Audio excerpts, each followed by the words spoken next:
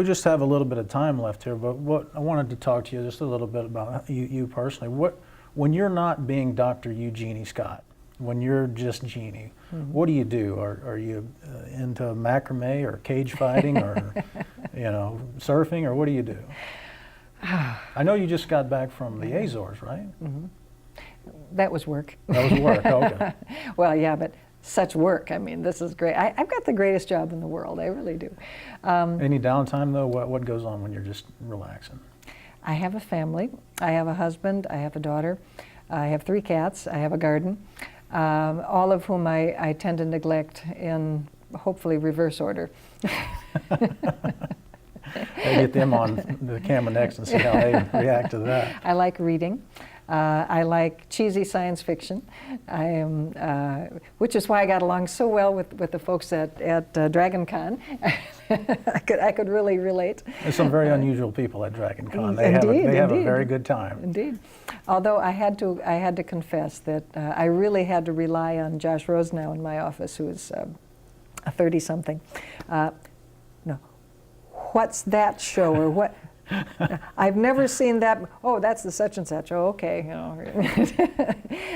I don't keep up. I don't keep up nearly as well. I don't even try. When I got home, why is that guy dressed like a robot raccoon? That's what I was. Exactly. I mean, I could recognize the 12 or 15 Indiana Joneses that I saw. Right. I mean, that was easy. And the Wookiee, you could pick that one out pretty easily.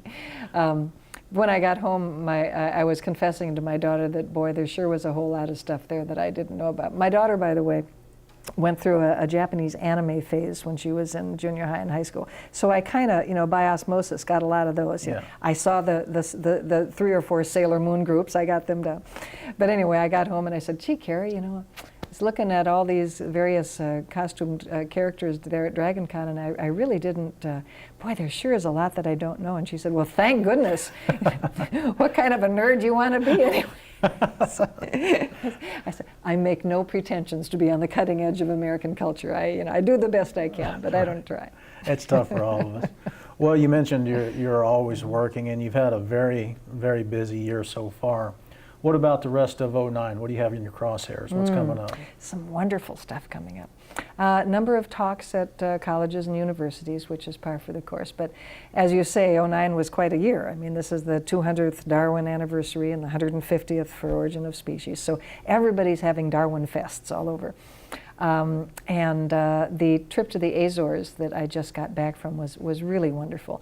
Darwin had stopped at the Azores, and so the Azorean scientists wanted to highlight their science and their evolutionary biology.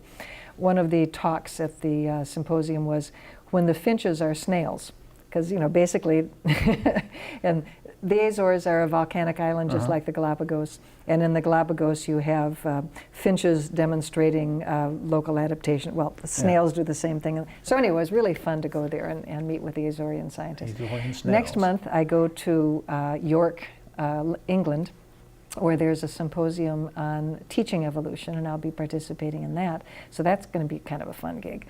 And then in November, I have some more international travel.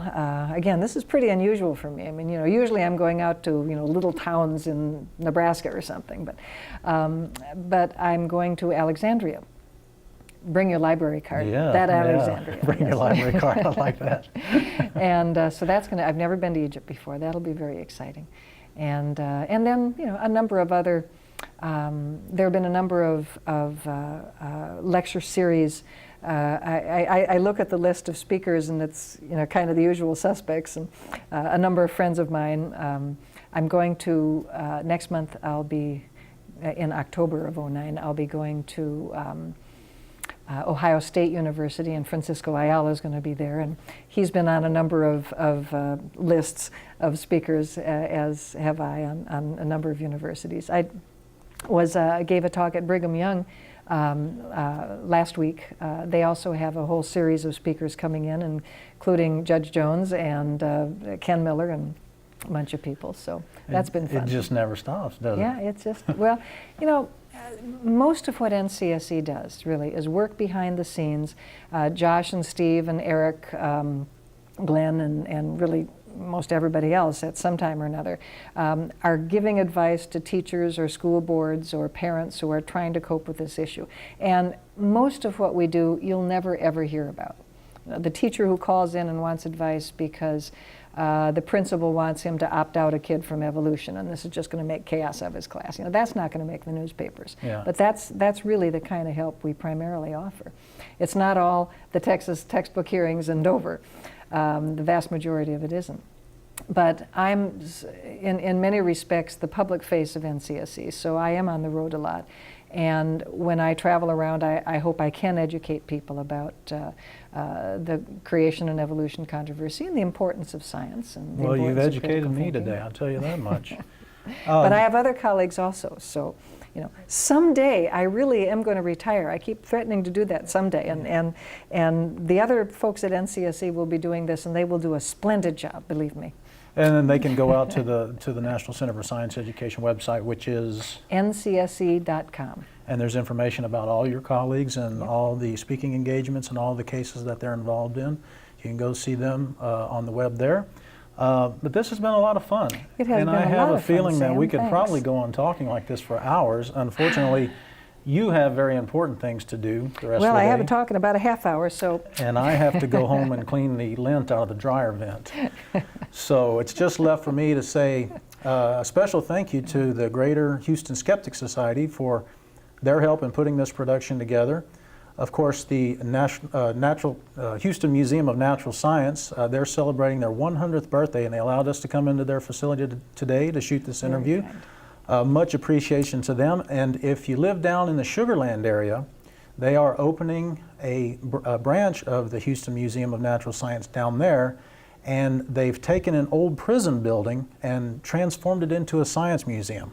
If your kids don't think that's cool, check their pulse. I'm going to go down there and have a look at that myself.